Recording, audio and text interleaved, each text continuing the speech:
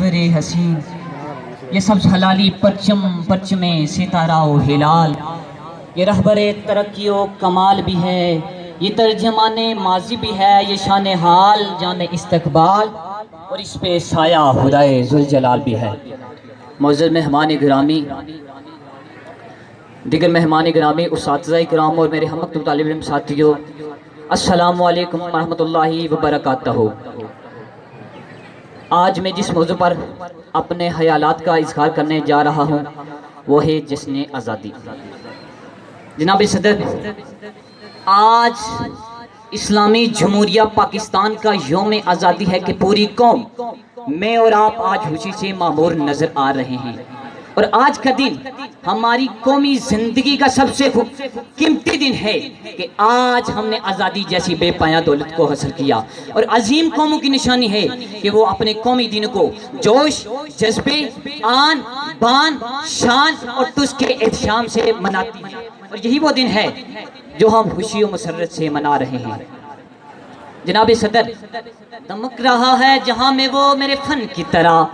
دمک رہا ہے جہاں میں وہ میرے فن کی طرح، نہیں ہے کوئی بھی وطن میرے وطن کی طرح۔ جناب صدر، میرا وطن جو کہ پھول اور چاند ہے، اس کی زمین جس کے کھیتوں کی مٹی میں لال و یمن پہ نہا ہے، جس کے شہروں میں قرآن کا سایہ ہے، جس کی سرحدوں پہ ایمان کا پیرا ہے، میرے وطن کے فوجی جوان جرأتوں کے نشاں ہیں۔ پھر میں کیوں نہ کہوں،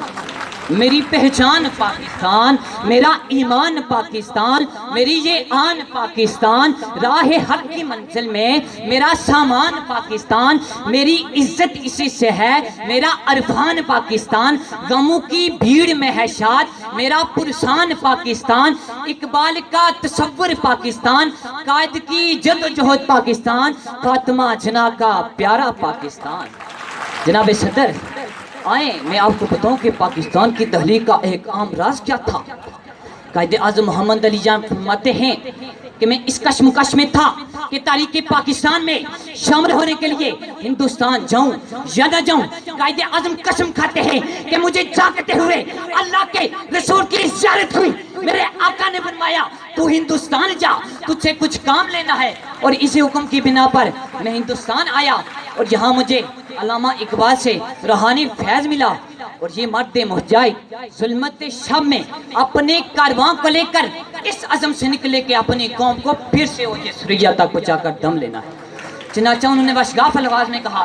انڈیا ایک بر صغیر ہے، ملک نہیں، یہاں مختلف مذہب سے تعلق رکھنے والے، مختلف زبانیں بولنے والے لوگ ہیں، مسلم قوم اپنی مذہبی ثقافتی جداگانہ پہچان رکھتی ہے۔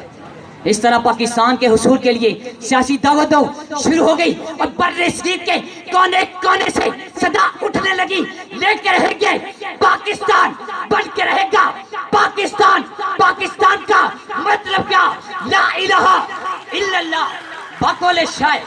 اے وطن تو نے پکارا تو لہو کھول اٹھا، اے وطن تو نے پکارا تو لہو کھول اٹھا، تیرے بیٹے تیرے جانباز چلے آتے ہیں، تیری بنیاد میں ہے لاکھوں شہیدوں کا لہو، ہم تجھے دشت دو عالم سے گراں پاتے ہیں۔ اس طرح جرأت و جانبازی، احسار و قربانی سے آگے بڑھتے ہوئے پاکستان کا قیام عمل میں آیا، اور جو وطن لا الہ الا اللہ کی بنیاد پر قائم ہوا وہ محمد رسول اللہ صلی اللہ علیہ وسلم کی شریعت پر مکمل ہوا۔ جناب صدر، اب ضرورت اس امر کی ہے کہ ایک نظر پاکستان کے موجودہ حالات پر دی جائے۔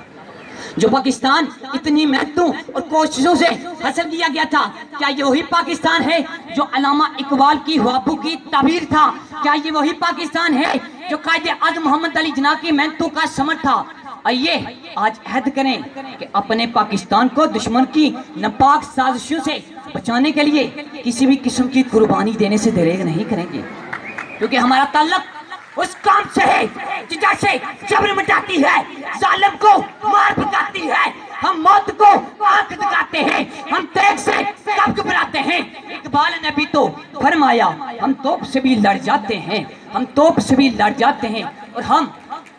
ہم جنون گردش کے رخ کو موڑ دیتے ہیں، ہم وہ ہیں جو ظلم کے پنجوں کو توڑ دیتے ہیں۔ نہ دیکھنا میرے وطن کو میلی آنکھ سے، زمانہ گواہ ہے کہ ہم ایسی آنکھیں اکثر پھوڑ دیتے ہیں۔ والسلام۔